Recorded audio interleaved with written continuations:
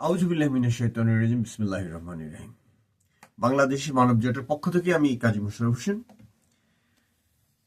এদেরই একটা এপিসোড বিশ্লেষণ শুনলাম। নবনীতা চৌধুরী আগে টকশোর সঞ্চালক ছিলেন, বাংলাদেশে বেশ সুনামের সাথেই করছিলেন। এখন আমেরিকায়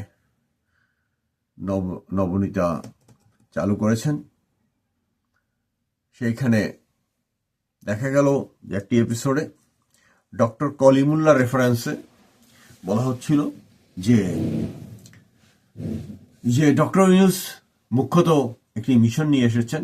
ডক্টর কলিমুল্লাহ এবং নবনীতার যে রেফারেন্সগুলো দেখলাম তাতে মনে হচ্ছিল যে একটা করিডোর দেওয়ার চেষ্টা করা হচ্ছে। আরাকানের যে সন্ত্রাসী বাহিনী আছে যারা মুক্তিগামী, অথচ বার্মার যে যারা রেগুলার সরকার, এটি তাদের না, তাদেরকে করিডোর দেওয়ার চেষ্টা করা হচ্ছে। এখন মূলত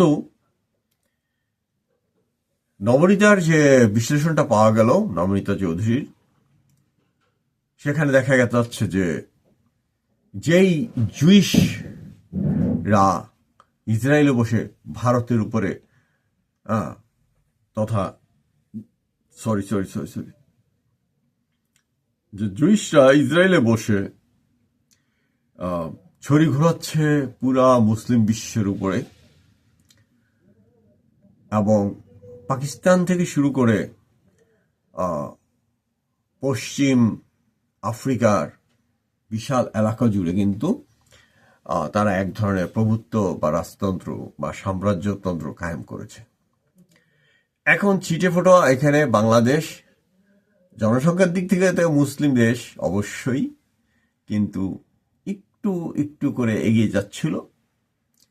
তো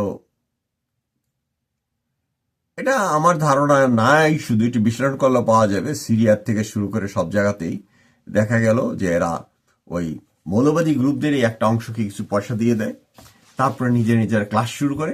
এই জাতি গোষ্ঠীগুলো আর কখনো মাথা তুলে দাঁড়াতে পারে না।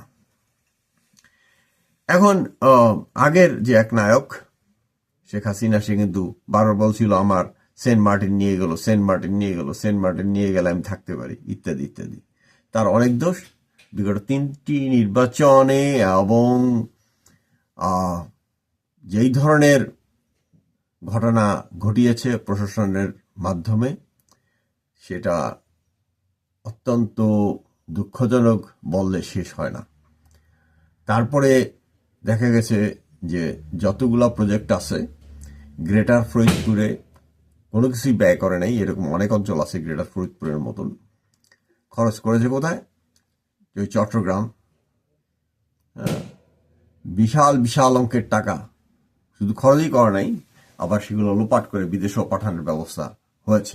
দায়িত্ব কার উপর পড়বে? 400 কোটির পিয়ন যার আছে, যে প্রাইম মিনিস্টারের, তার উপরেই তো যাওয়ার কথা।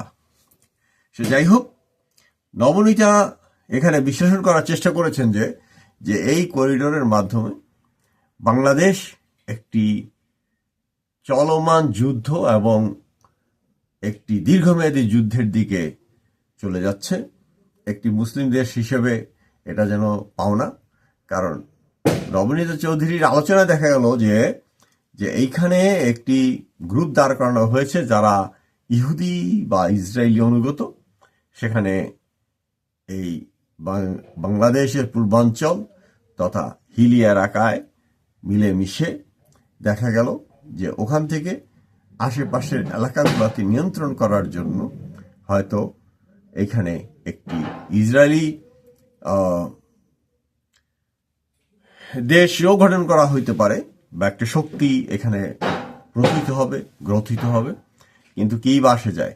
কারণ আমাদের মুসলমানদের মধ্যে কিছু কিছু গোষ্ঠী আছে, ওই ইসরায়েলের কাছ থেকে যদি পয়সা আসে, সে মনে করে তার মতটাকে প্রতিষ্ঠিত করার জন্য ইসরায়েল পয়সা দিতে কি হয়েছে, they don't care about that. কিন্তু এবং এদের মধ্যে থেকে বলে আমরা ইসলাম কায়েম করব। নাউজুবিল্লাহ। এরা যারা বলে এরা 100% শিরক। কারণ আল্লাহ অভাবহীন, আপনি কি করে দিবেন? আল্লাহ তো এটা চায় না। আল্লাহ অভাবগ্রস্ত না, এবং আল্লাহ যা চান তাই হয়। এটা যে বিশ্বাস করে আপনি ইসলাম প্রতিষ্ঠা করে দিবেন, আপনি ইসলামী শাসন কায়েম করবেন, এগুলো যারা বলে তারা ওই শুধুমাত্র লক্ষ্য একটাই, যে আমি ক্ষমতাটা চাই। সে যাই হোক, নবনীতা চৌধুরীর রেফারেন্স এবং ডক্টর কলিমুল্লাহর রেফারেন্সে কথাগুলো বললাম।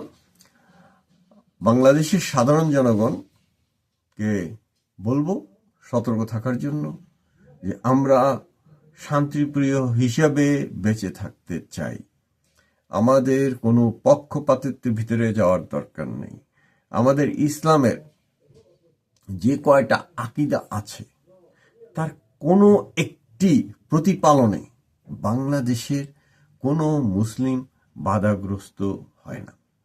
কাজেই আমরা মহান আল্লাহর কাছে লাখ লাখ শুকরিয়া করতে পারি, এবং আমাদের দেশটাকে যাতে এই নিরপেক্ষতাবাদের মাধ্যমে এগিয়ে নিয়ে যেতে পারি, আসুন আমরা সেই চেষ্টাই করি। আল্লাহ হাফেজ।